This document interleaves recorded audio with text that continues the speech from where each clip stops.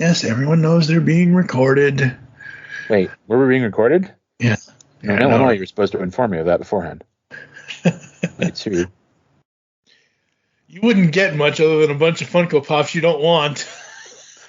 I am not Bob Iger. I will not waste my money investing in Funko Pops. Hi, this is John Delancey, and you are listening to the Geekcast Radio Network.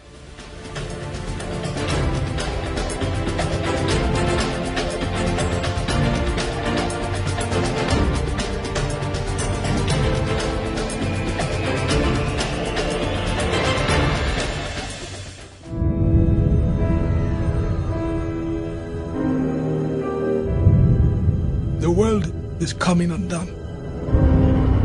Imperial flags reign across the galaxy.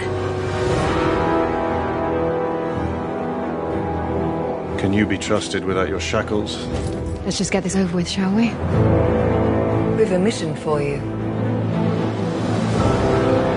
A major weapons test is imminent. We need to know how to destroy it. If you're really doing this, I want to help. Good. Good. I've been recruiting for the rebellion for a long time. We destroyed our home. I fight the Empire now. I fear nothing. All is as the Force wills it. The captain says you are a friend. I will not kill you. Thanks. There isn't much time. Every day they grow stronger.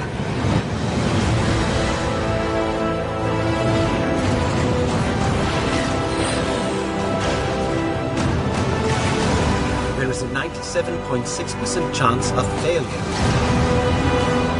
He means well.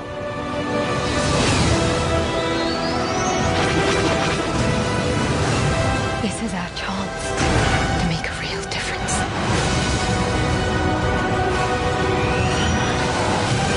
Are you with me?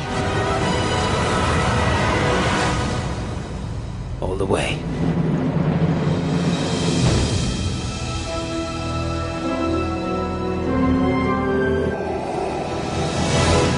There is nothing wrong with your podcast player. Do not attempt to adjust the volume. Hello and welcome back into our studio. You are now inside Studio 2009. I'm, of course, TFG1Mike. Joining me once, almost as always, is Mr. Dave Draper. Hello, sir. How are you? Yeah. I'm not dead yet. I'm getting better. Same here. Yeah. Yeah, we just had quite the conversation before we started. It's like two old men. Oof. Yep. Absolutely. And today, folks, we are going to head back to a galaxy far, far away and talk about more Star Wars films. And I will say right off the top, folks, I was wrong. I don't remember what the hell I said 6 years ago, whatever it was. I was wrong. Have you noticed that every time I talk you into watching a film, you like it? You know why that is, though? Is because after all this time podcasting, I've learned to go in with an open mind for stuff that I either don't know, haven't seen in a long time, or don't remember, or like I'm more open-minded now than I was 15 years ago when I started podcasting. I think that's some of it, yeah. Now, but I more open-minded. Also, I like I don't know if we're gonna get on this topic or not, but like I tend to only recommend stuff that I'm pretty confident people will like. You know what I mean? I'm the same way, yeah. Like there's stuff I like, which again we might get into because I think you're gonna bring it up.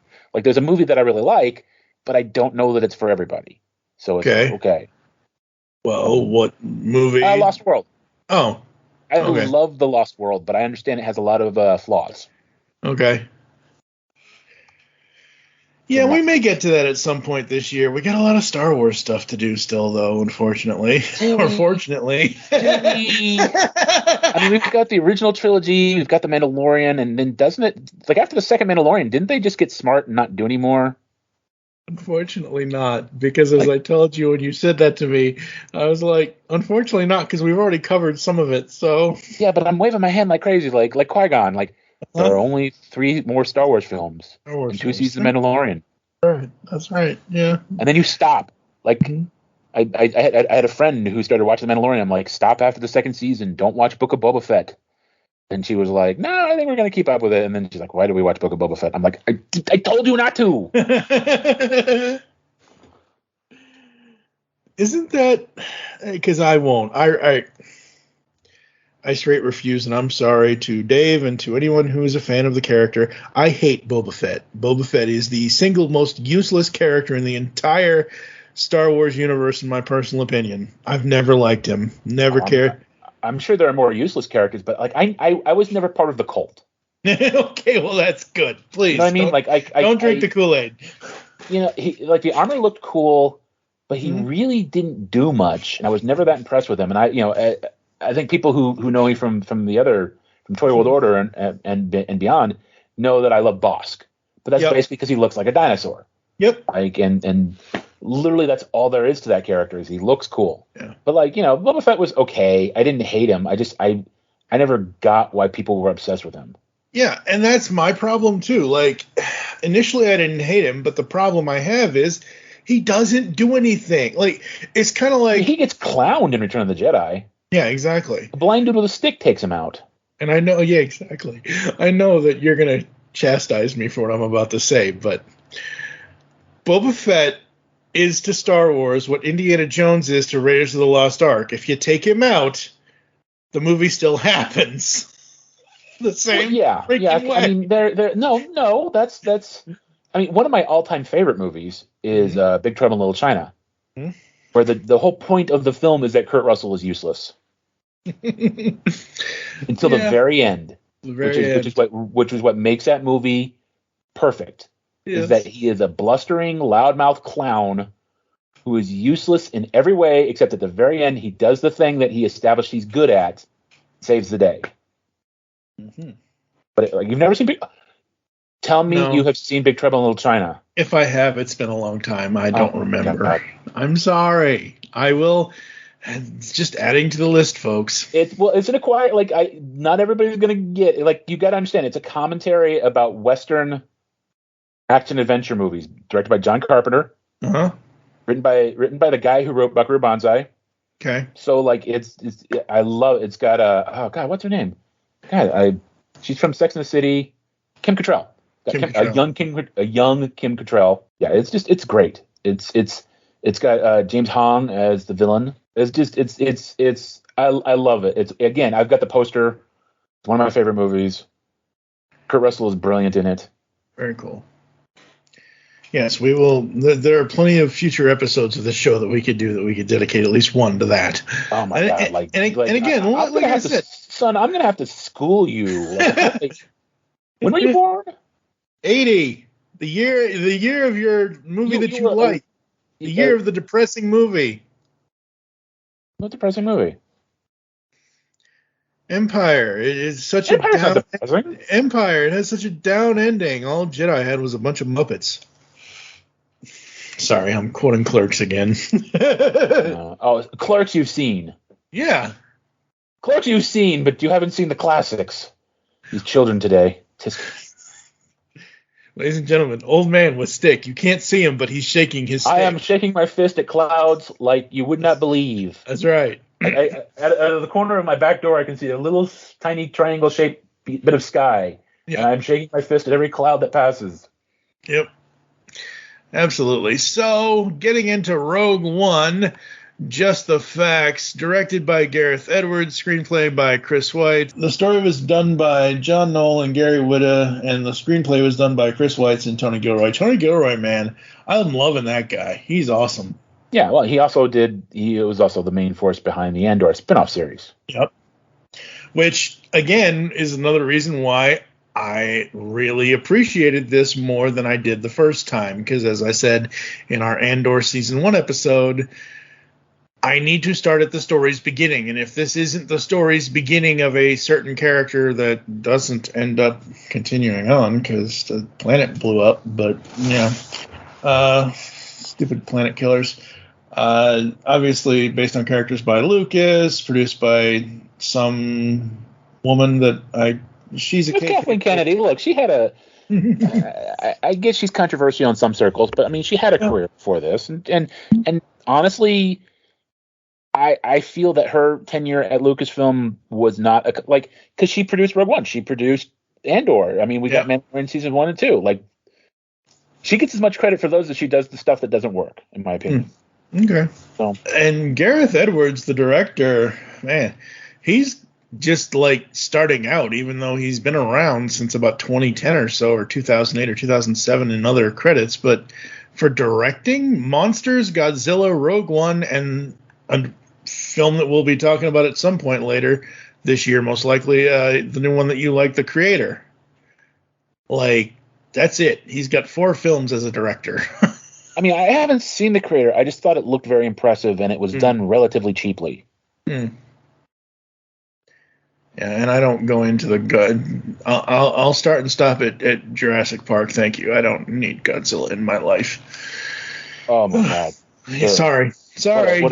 One of the worst things about what I've been going through lately is that I missed Godzilla -1. Oh no! I couldn't get to the theater, and it's like I'll get it when it comes out on home, whatever. But they made that for $15 million. Mm-hmm. This is ridiculous. Like it, and apparently some effects aren't great, but like the ones I've seen look fantastic. Yeah, I can't believe that. Yeah. And I've heard that they're going to do a black and white version like they've done it. They've released it. Oh, okay, they did. Okay. Godzilla minus color. That's what they called it. That's hilarious. And some people say it's even better. Yeah. That's awesome. Well, you know, famously, the original Godzilla was in color, but then they added the scenes with Raymond Burr for an American audience, and they screwed up and they filmed that in black and white.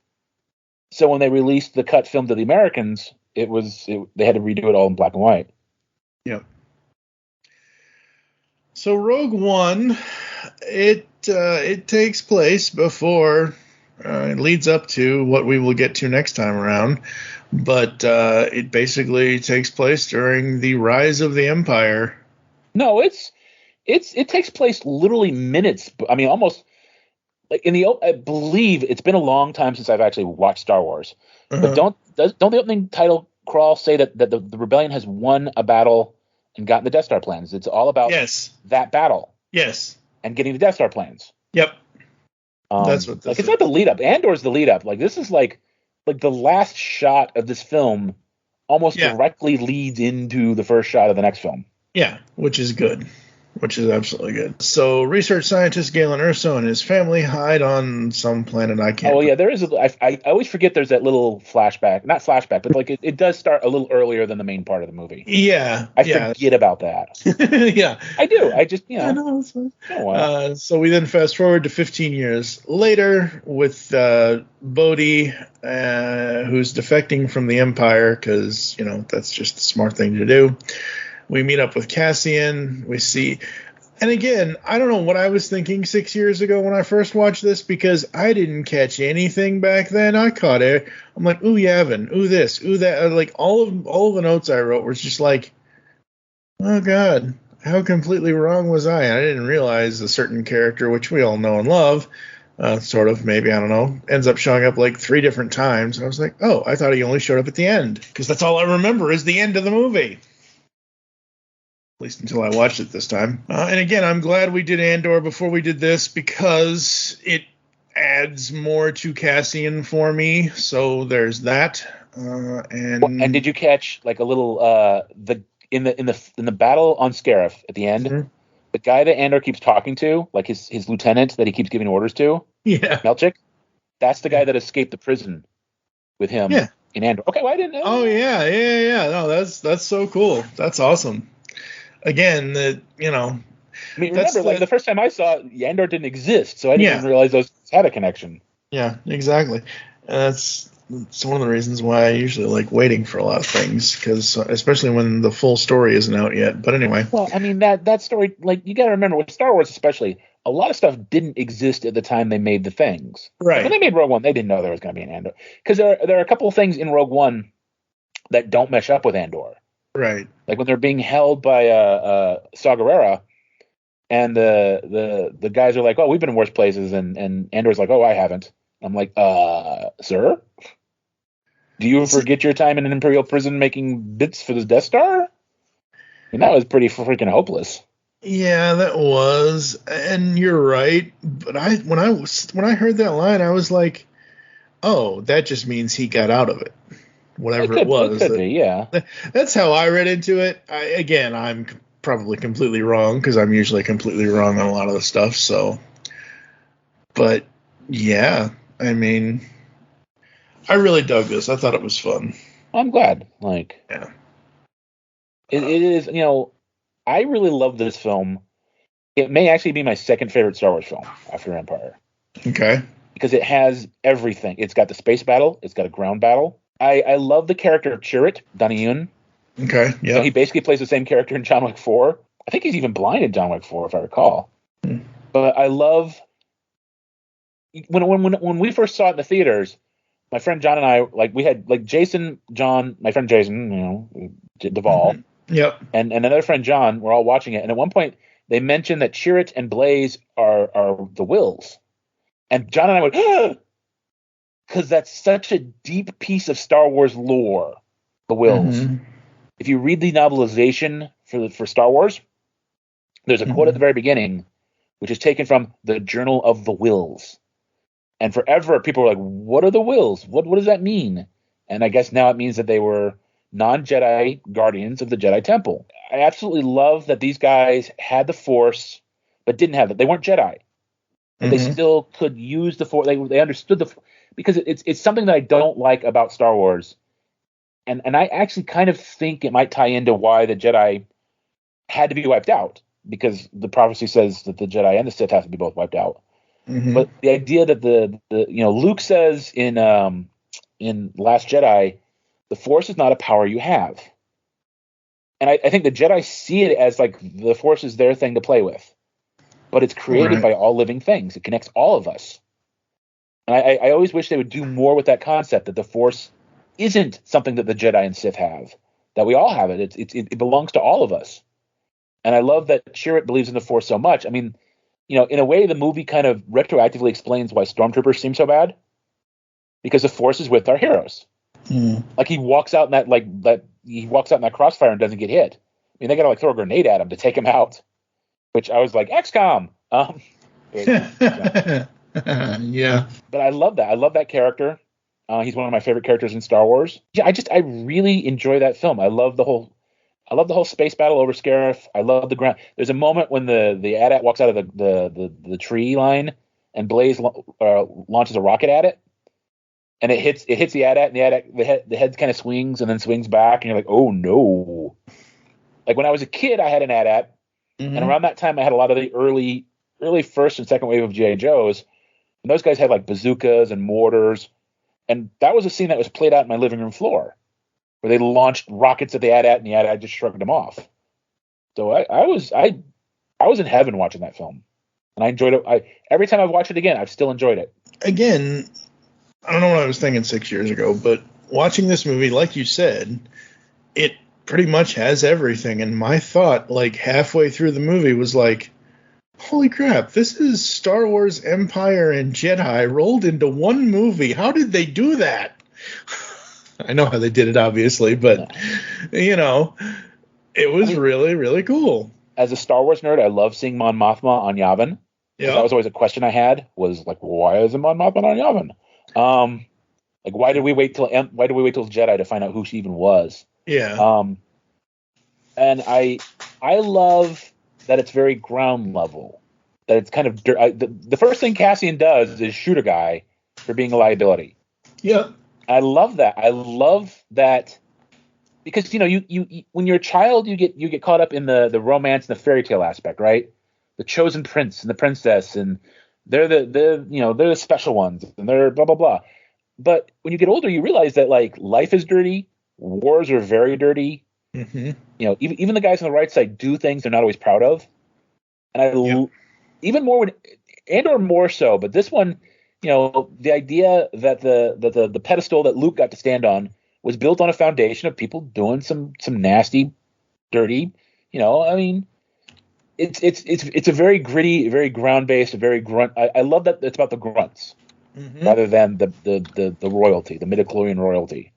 It's about the guys that actually made the rebellion happen. Yeah. In fact, like one of the things is you find out why the Rogue 5 call sign was open. Because you got bested in Scarif. You find out why there wasn't a Blue Squadron. I love all that stuff. Yeah, I did too. Everything about this movie, and every character gets a really good moment. Saw gets a good moment.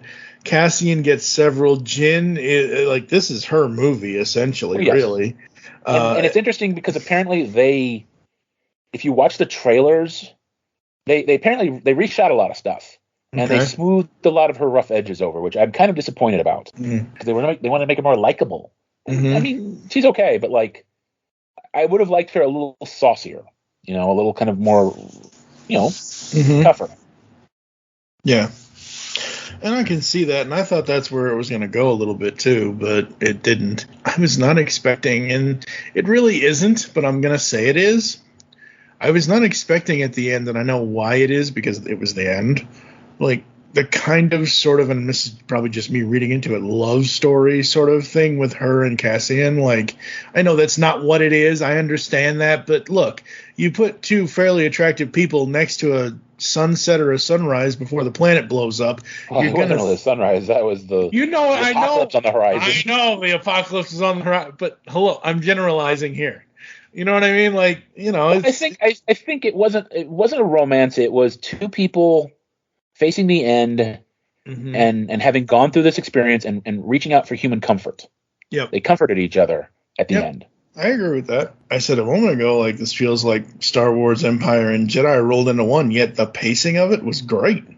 Like, there's no slow moments. There's no, like, oh my God, that went by too fast, or there was no real, at least I didn't see any real blink and you miss it moments. Maybe I did. I don't remember. But like, this kept my attention the entire time. I was surprised. I didn't remember it being so long because I had to take a break for physical reasons. And like, I watched like the first maybe 40 minutes. I'm like, okay, I'll take a break and then come back. And then it was like, there was another hour and 30 minutes. I was like, wow. Okay. But it never felt, some movies go on forever and you feel it. And this one didn't. Like because I was like, I guess I got to take another break at some point. I never did. Like when I came back, I watched all 130 minutes. Like, yeah, it's 134 minutes. It's is it? Okay, well maybe I'm just. And no, it's fine. And it's usually when movies get too long, or when they are 2 hours and some odd, like, I think if 134 minutes is roughly about 2 hours and 34 minutes, whatever the hell it is, I don't know. But usually when movies get too long, there will be a moment where I think, oh, this is where they're going to leave it, like, hour and 50 minutes. Oh, this is a scene where they could leave this movie off and figure it out next time. And then I'm like, oh, wait, no, it continues on. Okay, I'll sit here and I don't know what happened. So at the time of recording this, folks, it's about just under 24 hours till my 44th birthday. And the night before we recorded this, I was on a different recording for a live stream show that I do on YouTube called Kai Dragon Media. And apparently I was super energized because I watched this at 11 p.m. last night.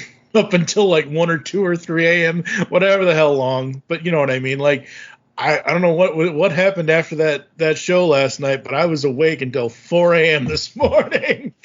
Because I'm like, I need to watch this movie. Because if I don't watch this movie and I go to sleep now, and I get to a point where it's like 10 a.m., I'm like, fuck, Dave, I haven't watched the movie yet. Dude. But no. People listening to this don't realize this recording was postponed for like 2.5 months. You wait for the last damn minute. Yep.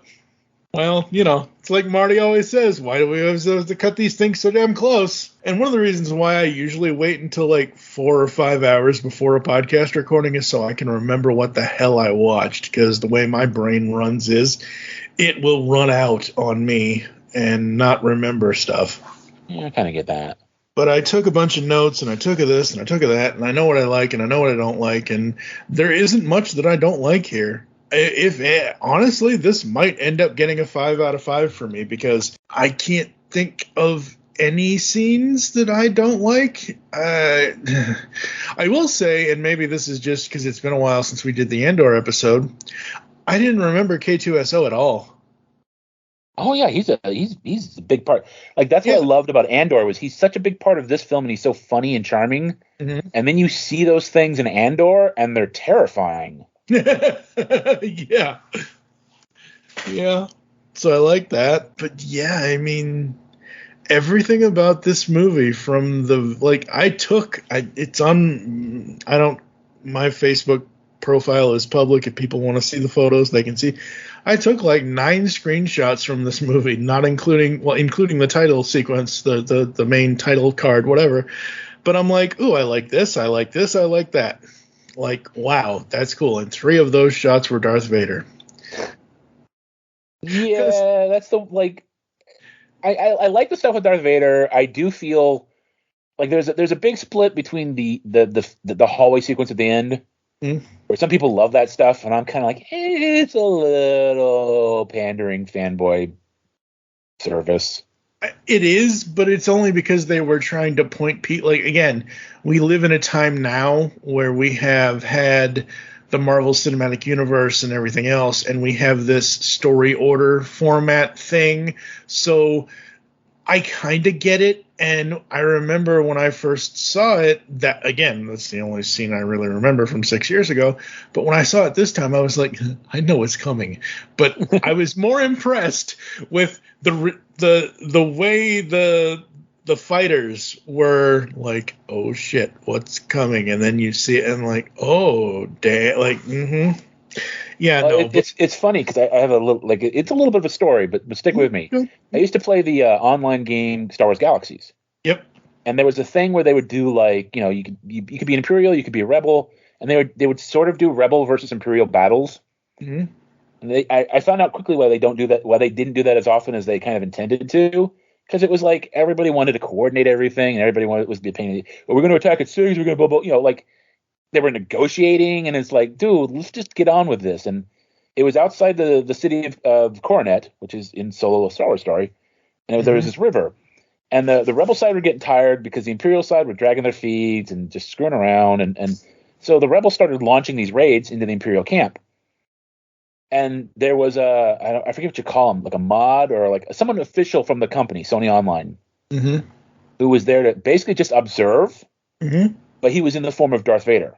Oh, wow. And he got tired of the Rebels constantly running over and like attacking, So when the next wave of Rebels ran over and attacked, he slaughtered them. And as the battle began, we're standing on the bank of this river, and Darth Vader starts walking down the bank of the river, and everybody panics and scatters. Because the story had come back from the people who got killed. Darth Vader's killing people. And just everybody, so it was like a real life version of that. Yeah. So seeing that in the movie was kind of cool. That except they couldn't go nowhere. Yeah, pretty much. And I know it's the same race, but all as I kept thinking when I saw Admiral Raddus was, that's not Akbar. He dies. It's not. Yeah, no, I know, but the whole time at first, up until I heard them say his name, I was like, when did Admiral Akbar turn blue? You racist. How look alike. Fun fact, in I believe it's Last Jedi, the ship they're on for most of that movie is the Raddus. Yep. I am Paul Casey voice. Oh, he's voiced by. Oh, wow, awesome! That's cool. I did not know that. But Stephen Stanton was the voice for Raddus in the movie, and Stephen has done a bunch of stuff in the Star Wars universe. So much stuff. Very, very cool. Oh, he was Admiral wow. He was Tarkin in Bad Batch. Okay. And what else was he? He did a bunch. I swear he did more Star Wars stuff. Clone Wars. Yeah, he's been Tarkin the whole time. He was also Moralo Eval and Meber Gascon, whoever Gascon is. I don't remember that. It's been a while since I watched Clone Wars. It's actually been about 3 years since I watched Clone Wars. So what were you going to say? Well, I think one issue I had with the film originally, which ironically Andor has kind of changed my opinion about, is I wasn't the biggest fan of how weird Saw Gerrera was. Mm-hmm. But then you see Andor, and you can see that beginning of the paranoia and the craziness. Like he's not there yet, but you can see where he spirals into the guy that he becomes in Rogue One. Yeah. So it's like it makes it better. Yeah, it does. And I'm so used to seeing Saw in animation than I am in live action. And I was like, wait, he's really that bad off? And then I remember back to Andor. I'm like, oh, right. Yeah, that, Damn. Poor Saw. That's the other thing I kept thinking about this movie is everybody dies, practically. Well, that's how they get around. Well, how come this guy wasn't in Star Wars? Because he's dead. But I also like that it kind of explains why they were kind of down to the last couple of X-Wings. Yep. Because they burned through their fleet in that battle, man. They did through everything. Yep, absolutely. And man, the X-Wing TIE Fighter stuff in this, holy crap! Like, it's not the level of like Luke going up against the TIE Fighters and stuff, but it's damn close because you have the whole X-Wing squadron, and then whichever idiot's under Tarkin, I forget what his name is, but oh, you mean Director Krennic. Yeah, Krennic. There you go. Orson Krennic. Yep. Which wasn't that also a Star Trek character? Yeah. Whoa. Orson wait a Krennic? minute. I don't know. Yeah, in season 1 of Next Gen. He was the guy that got spaceballed. He was the lead spaceball character for the. It's in season 1, episode 25. It's the conspiracy episode where. I actually like that one. I was they never followed through on it. Thank God they never followed through on it. I like that one. No, I like. If then they kind of like did this hand wave that trills are kind of related to those things. Okay. No. But I think his name was Krennic too. I don't remember. Well, I mean, it's fine. It's a name. It's whatever. But again, it's just some. But like, yeah. So Krennic, he basically just like shrugs his shoulders in frustration. TIE fighters, go get. He doesn't say it this way, but TIE fighters, go get him. You see this swarm. Literal beehive swarm of TIE. I don't think I've seen that many TIE fighters in live action in ever. Because, like you said, by the there were like when you were saying it's all the movies put together. I mean, that's the most Jedi part. Yeah, absolutely it is, and I love it for that. I love the space battles. I'm not really Endor was fine, and we'll get to Endor eventually, but I don't know, man. I've never really been a super, and I know this is space fantasy. It's not, like it is fantasy. It's not science fiction. Yeah, like that's. I mean, it's fantasy with the sci-fi trappings. Yes, but it is a fantasy story. Yes, it's space wizards and laser swords. That's right. But my point is, like, you take Star Wars and you take Lord of the Rings. Two very different aspects of a similar genre, two very different landscapes of a similar genre. I'm going to pick the space battles over giant hobbit feet any day. Well, okay, I think that's not really the fair comparison. I would say it's more space battle versus the Battle of Pelennor Fields. But yeah, I get it. And I love Lord of the Rings, but Star Wars is my first love. Yeah, and part of it is the space battles. Mm-hmm. That's the World War II aspect. It was fantasy and World War II. Yep. And while I can do some magic and fantasy stuff with like He-Man and Masters of the Universe, that kind of thing, I prefer the technology side of things. I prefer the spaceships, the shuttles, the this, the that. Throw a few laser swords in there, fine. I have no problem. That's great. The term I've heard thrown around a lot lately is gear porn. where guys like stuff, you know? Yep. They like spaceships. They like cars. They like guns. They like stuff. They like junk. They like gear. Yep. And Star Wars is because Lucas himself was a car guy, so it's very gear porn heavy. Yeah, no, absolutely, and that's not a bad thing. It wasn't intended as a pejorative. Yeah, let me ask you, because the one thing I didn't get, because if this takes place right before. Literally, they hand the plans at the end. Yeah, I know, but okay. So the reason why I'm trying to say is Mr. Smith's over there, Mr. Organa. He says somebody asks him about his Jedi friend. Yeah, Obi-Wan. Oh, okay. So it was okay. Well, yeah, it was Obi-Wan. He's sent in, and he's like, "Can you trust the person you're sending with the mission?" He's like, "I would trust her." He's sending Leia to go find Obi-Wan. That's only Obi-Wan Kenobi. It's basically, Well, the way that it was asked of the way that, and I could be. Well, they're trying to be cute. I mean, they're trying not to but the way they're not trying not to have Mon Mothma go, "Hey, your friend General Obi-Wan Kenobi, who is on Tatooine, can you send someone to go get him?" And he's like, "I will send my daughter." Yeah, no, I get it, but I think the way that I read into the line of the way that he was asked was that, this Jedi is still active.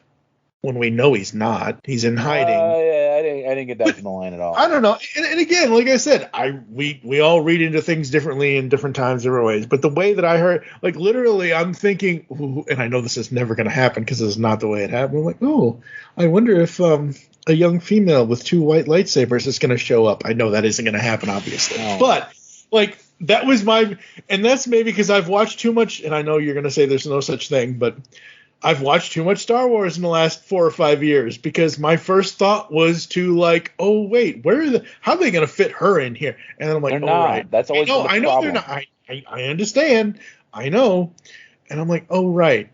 Not Ahsoka. I mean, there's a meme on Facebook. You know, the annoyed guy at a basketball game meme? Yeah. There's one of those where like Yoda says, "The last of the Jedi will you be?" And then it's like Ahsoka and the guy from the video game, and this guy, and that other Jedi. Like, there's like 4 or 5 Jedis that are out there that, are like, excuse me. Yeah. What else about Rogue One? Anything else? One of the things I really love about the film is the U-Wing, the ship they're flying on. It's one of the things that I was annoyed and disappointed about in the sequels, where They went too hard with, these are the things X-Wings, TIE fighters. Like, it's been 40 years. Mm-hmm. You're flying X-Wings and TIE fighters.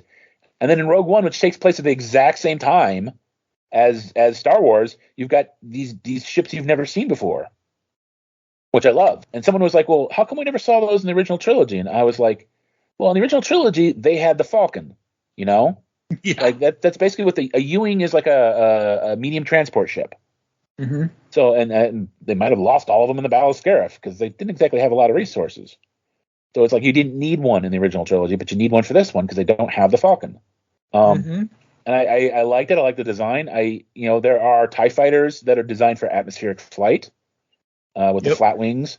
Like, I love again, gear porn. I love the new stuff. I love expanding the universe rather than contracting it to nostalgia. I mean, like Abrams was like, this is the stuff and it's like, yeah, I get that, and I get that. One of the things I really loved about the prequels were the new ships. Yep. I love the Naboo ship, which is why I wasn't really that salty that Mando got one. I love the I can't remember what it's called. It's in Revenge of the Sith. It's the big one. It's a big 3-seater, and it kind of has they have S-foils. Yes, I know what you're talking about. I love that ship.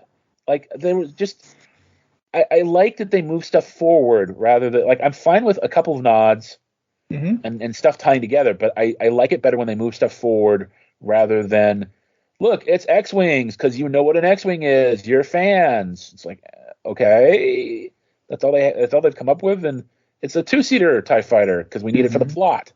I like the X-Wings and the TIE fighters, but I also like seeing some of the other ships and seeing what the other ships can and will do. Well, I mean, in goddamn Return of the Jedi, they had A-Wings and B-Wings. Like, that was part of the narrative was that they had developed new ships during war, as people do, as opposed to, like, it would be like them flying Vietnam era jets over the Middle East these days. And someone's going to come back. I know I do know that our fleet is very old. Like, but it's not that old. Yeah, exactly. So I have a question for you. How did you? Because it's become a bigger thing now. I mean, it was a thing at the time, but I think in general, broader entertainment sense, it's become bigger. How did you feel about Tarkin and Leia being kind of CGI puppets? I mean, there were actors that they on, but So they used the actors that they used, and I don't have their names in front of me for the life of me anymore. I did, but I don't know. I like the way they move. I think it's great. I love the way they look, and I love the way they sound. Because I meant more like ethically. Well, okay, ethically, I think they did a good job. Like, it's not. Well, I mean, I assume Carrie Fisher was still alive, so I assume she gave permission. Probably. I mean, look, I didn't dislike it. I didn't feel like it was an insult to either one of them. No, I don't either. Played the characters before, and again, because what are you going to do? Especially doing a story that basically bounces right up against the film that started it all 47 years ago. I have no problems with it because they did it with respect. It would be a huge difference if they took Principal Skinner and made him into Krusty the Clown kind of thing. Like, it would be a huge difference if they did something so uncharacter-like, or they found a way to do it to where it wasn't homaging the original actor that portrayed the role. But they didn't do that. They made it look and sound like those characters, and I'm perfectly fine. It actually adds more to, especially with Rogue One, because I think you had to have Tarkin. Like, I don't think you needed the Leia cameo. I mean, you could have just seen her from the back. Yeah. But like Tarkin, you kind of needed because he clearly was important in the Death Star. Yeah, no, absolutely. Well, and again, that was the other side of this film, and we haven't really talked about that too much, but construction of the Death Star. Like, we never really saw, like, by the time you get to 1977, boom, it's there. It's online, in triplicate. And I love how they only use the lowest power setting in this movie. They don't use the full force of the battle station. There's a line in the film about that. We want to make a statement, not a manifesto. Yes, and later they're going to make a manifesto. Oh, yeah. Well, D'Antonian's far too remote to make an effective statement.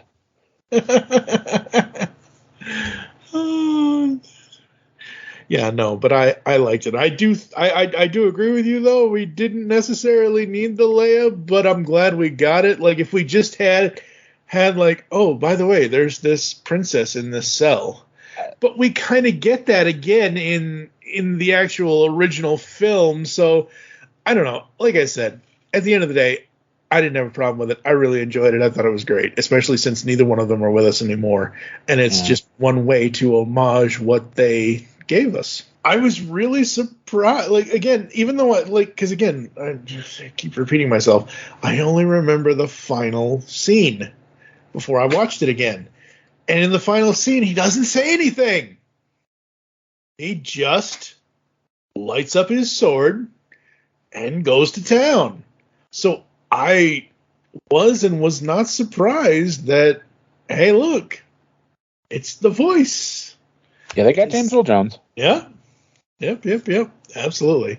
Now, this was a lot more fun than I ever gave it credit for. I'm sorry that I didn't give it enough credit 6 years ago, and this is like I said, out of the ones that we've done to this point so far, like, I don't remember. Go back and listen to episode 66, folks. Yes, I'm giving you Order 66, and you can hear what we rated Revenge of the Sith, but yeah, 5 out of 5 for Rogue One for me. I really enjoyed this movie. Yeah, I mean, 5 out of 5. It is probably my number 2 top Star Wars movie. I love it. I mean, I'll always love the original. I'll always love Jedi. It's beaten by Empire almost entirely because of sentiment and nostalgia, because it's got Han Solo at Harrison Ford's peak. Yep. And it really features the Falcon. And there's a lot of love for that. But I mean, in terms of a Star Wars conflict. Yes. Like, Rogue One's got it. It's got the ground battle and it's got the space battle. It's got it beat. It's got a spy story. Yep. You know, it's got cool characters. And yeah, it does have kind of like I kind of like the dark ending, you know? Yeah, I mean, I like it because it leads somewhere. Yeah. We'll get into this when we discuss the next movie, the next three movies actually, but 2 out of the 3 of the next ones, but I'll say it now because again, repeat. As a kid in 1980, yeah, I probably saw it in 87. Yeah, I was 7 years old when I saw Star Wars, probably. So 10 years after it came out, I remember it was probably on cable or something. It was probably on HBO because my mom used to pay for HBO because she just loved doing that and because it was cool at the time. I remember seeing Star Wars. And the only thing that bugged me as a 7-year-old was, wait, that's it? They get medals? Everybody goes home? What the fuck? And obviously as a 7-year-old, I didn't say what the fuck. But that's been my ultimate negative sticking point my whole life to that movie is, holy crap, it just ends. Like, I'm not looking for a specific, like, hey, kids, come back for the after credits scene or anything like that. I was just looking for an ending that was more than, that's it, they get medals because they beat the guy. Or they kind of beat the guy. The Death Star. They blew up the Death Star. Okay. Kind of a big thing. I know. Well, yeah.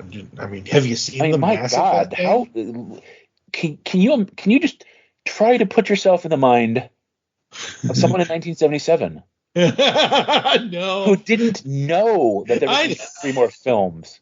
Yeah, or 2 more films. I mean, at the time, yeah. But no idea that this was going to go anywhere. Yeah, no, and had to wait 3 years. And that's the difference between us. Is that no? There's some other big differences. We were like, because you thought 1987. Okay, yes, but no. This isn't like a criticism. It's just this is one of my big points that I always made on the old show with Jason. Is you had the entire 80s, and I think anyone who looks back, I think a lot of times doesn't understand that. Like for me, movies were like Watership Down. They were like, there were no kids movies in the set. I mean, there were, but they were dark and depressing and you know, the movies in the 70s were like, the big one was Jaws, which was a teenager movie, and my mom wasn't going to take me to see. But like, you know, The French Connection, The Godfather, you know, Deer Hunter. These are movies for grown-ups. Yeah. And they're dark and depressing. I mean, you know, Godfather has a super depressing end. They like close the doors on poor Diane Keaton. And then suddenly this movie comes out of nowhere, and it's full of action and incredible music and hope and excitement. Like that movie created the 80s. When they were making Superman 2, they were like, we couldn't make this movie 5 years ago. Not because of technical stuff, but because the tone would not have worked. Yeah, the tone would not have worked. Yeah, and it led to the 8, and you know, and so like you guys, especially because you grew up with like Back to the Future and Raiders and all of Spielberg's films and all this stuff that was like, you know, it was already there, and like so you look at this quaint little film from 1977, which is okay, it's fun, you know. I mean there are people who have come along since who love Star Wars. I realize that. Right. But a lot of people just look at it like, okay. But like, it was a sea change for those of us at the time, particularly if you're a kid. Howard Chaykin said that his one great regret in life was that he wasn't 6 years old when he saw Star Wars. And I was. Like, so I was that age, and having come out of that, you know, we had Watergate, and we had Vietnam, which was a huge influence on Star Wars, actually. And I remember like, someone pointed that out in like a Facebook post, and someone was like, so the United States is the Galactic Empire? I was like, well, kind of. Not wrong. I mean, the Ewoks are the Viet Cong. Oh my God. They are. I know. Original draft was they were supposed to be Wookiees. And then Lucas felt that Chewbacca had been depicted as being too sophisticated. Okay. In Empire and in, I think, probably the holiday special. Are we going to do the holiday special? Yes, we're going to do the holiday special. Okay, like Maybe I'll tell you this off. Have I told you about A Disturbance in the Force? Just save it for we will do the holiday special. Just save the story for then, as long as you remember it till then. Oh, I'll absolutely remember it. Okay. Wait a minute. Where does the holiday special take place in canon? After Star Wars. Okay. After the first movie. Okay. The second movie hasn't happened yet. Yeah, okay. Because my thought was, because it's the holiday special, I'm not going to have us do this, because that would just be too cruel to either one of us. No. Wait till July and make it Christmas in July. Well, first of all, it's not Christmas. It's Life Day. I know. It's Life Day. I get it. It's Life Day. I get it. Get your holographic porn and your red robes ready. Secondly, it was in November. It was not in December.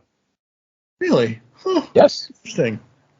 Again, apparently I did not tell you about A Disturbance in the Force, which is a documentary about the making of the holiday special. Okay, I will watch that. Amazing. Before we do the... It explains everything.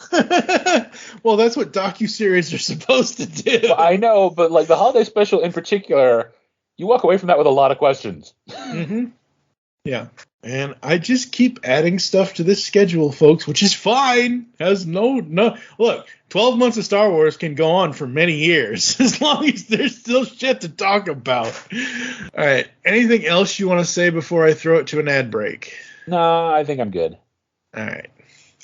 We're going to take a quick ad break. You're going to hear some stuff and things and stuff, and we'll be back to close the show right after this. Because the world needs another movie podcast. The Geekcast Radio Network presents for your listening pleasure The Cinema Geek. Hosted by Amanda, Kevin, Matt, and Dan. Each week we dive headfirst in the landscape of movies as we discuss movie news, play movie games, go in-depth on reviews, and even have a top 10 countdown or two. Also, don't miss our director retrospective series, where we review noted directors' movies film by film. Bottom line is, if you love movies and love podcasts, you need to experience The Cinema Geeks. You can find us on iTunes, Blog Talk Radio, or GeekCastRadio.com. Hey Jared, I have this idea for a new show for the network. What is it? You know how I liked the 1990s comic book series, The New Warriors? Yep. And you know how at the Long Box Crusade we're trying to get the YouTube channel going? Yes, also correct. Well, thanks. So, how about you and me do a live stream show about the New Warriors? You've never read the books before, and I have them, and so that's a great setup. We could give it a catchy name like Come Out to Play. Don't you think that's the greatest idea? Sure, Delvin. That's a great idea. Just one question. Yeah? Why do you have me dangling off this ledge, holding me by only one arm? Oh, yeah. Well, you'll get it soon. I hope. Come Out to Play, a New Warriors podcast, comes to you live on YouTube every second Tuesday of the month at 8 p.m. Eastern on the Longbox Crusade channel. If you can't watch it there, we replay them on the Longbox Crusade Network podcast feed, available anywhere podcasts can be found. We invite you to come along for the ride, or in other words, New Warriors, come out to play.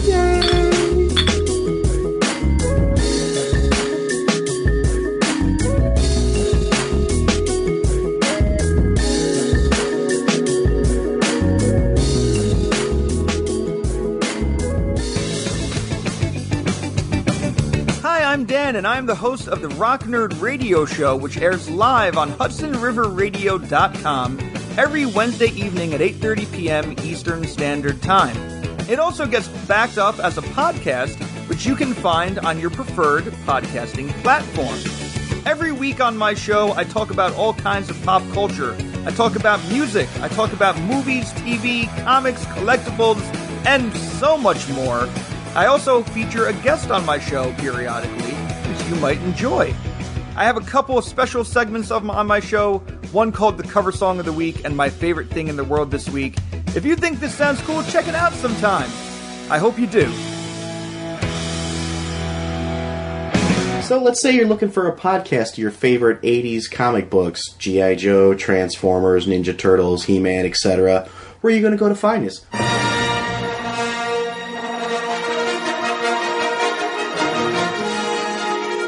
Welcome to Star Joe's Podcast. I'm your host, Ryan. And I'm Chuck. That's right, everybody. We're the Star Joes. We host a podcast called Star Joe's Podcast, where we talk about your favorite comic books, your favorite toys of all the 80s properties. Star Wars, G.I. Joe, Transformers, Mask, Thundercats, Voltron, you name it, we cover it. If it's in the 80s, we'll cover it at some point. Yeah, so what you want to do to find us, you can go to iTunes, you can go to www.starjoes.com. And remember, the Force will be with you. Because knowing us is half the battle.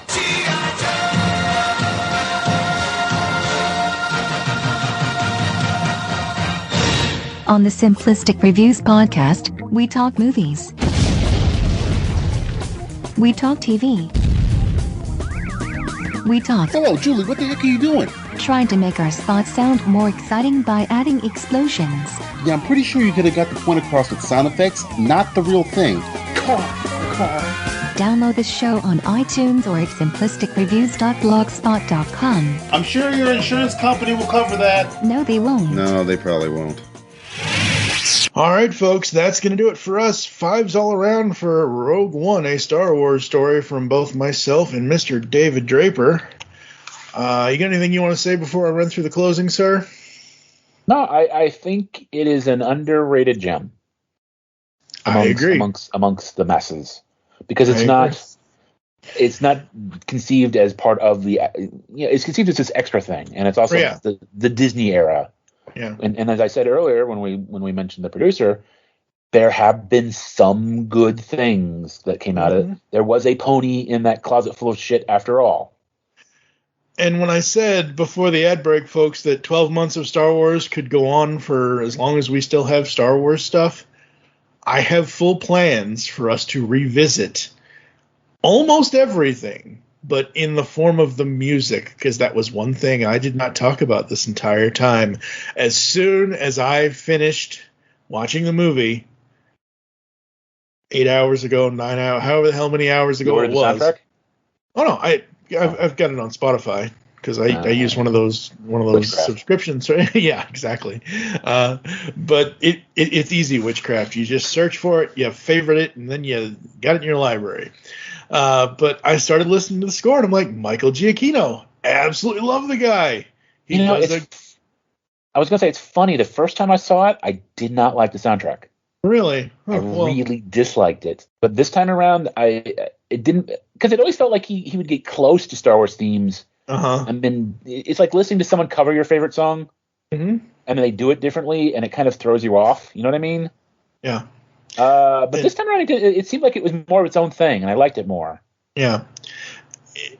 It is pretty much its own thing outside of when he's doing John Williams type Imperial Suite, etc., etc. Well, yeah. And he does add his own flair to it a little bit, but Imperial Suite, which is the track for Imperial March, is essentially the Imperial March, but it's got a little bit of Giacchino spin on it, which is absolutely fine. I remember, like, he would get like it wasn't so much the Imperial stuff, but there were one or two moments where he would get other Star Wars-y and then sort of veer off, and it rubbed me the wrong way. The Imperial stuff, I mean, he played that pretty much straight up. Yeah. I liked how different it felt like it feels like a Star Wars soundtrack. And again, that's one of the things I like about all this other stuff that is not the Skywalker saga, is that it feels like it's the edges of the Skywalker Star Wars universe stuff, but it's also its own thing. And I absolutely appreciated that, and I had that on repeat pretty much up until we started recording this, because absolutely love the score to this one. So with that, thank you for joining us here inside the studio. If you'd like to get in contact with us or leave feedback for the show, there are several ways to do so. Visit the website geekcastradio.com, where you can listen to and comment on all of our content. We've got about 16 years of content, I think, over there. That's a lot of stuff, folks. Send any email to feedback@geekcastradio.com, and we'll have to do that next time. Sorry, Brad. We'll do your dinosaur feedback. Yeah, that's what I was alluding to at the beginning of the episode. I had mentioned you were going to talk about that, and I was like, we will. I would love to do an episode on Lost World, because again, I'm one of the, apparently he and I are two of the people that actually like that film. I'll add it to the list. You can check us out on any of the podcatching clients you choose to use. I prefer Spotify, but that's just me. I am still on what I'm calling now Twix because somebody said it was Twix the other. Hey, look, whatever. No, it's good. It's good. Yeah.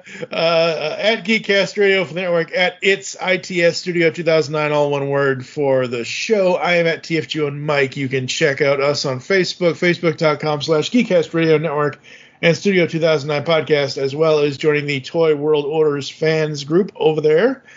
And next time, folks, we go back to where the galaxy far, far away started all those 47 years ago. And we will be talking about Star Wars. Because that's the title of the movie. No subtitle. As is proper. Yes, absolutely. For now, I'm TFG1Mike with David Draper. You'll hear us back in the studio soon.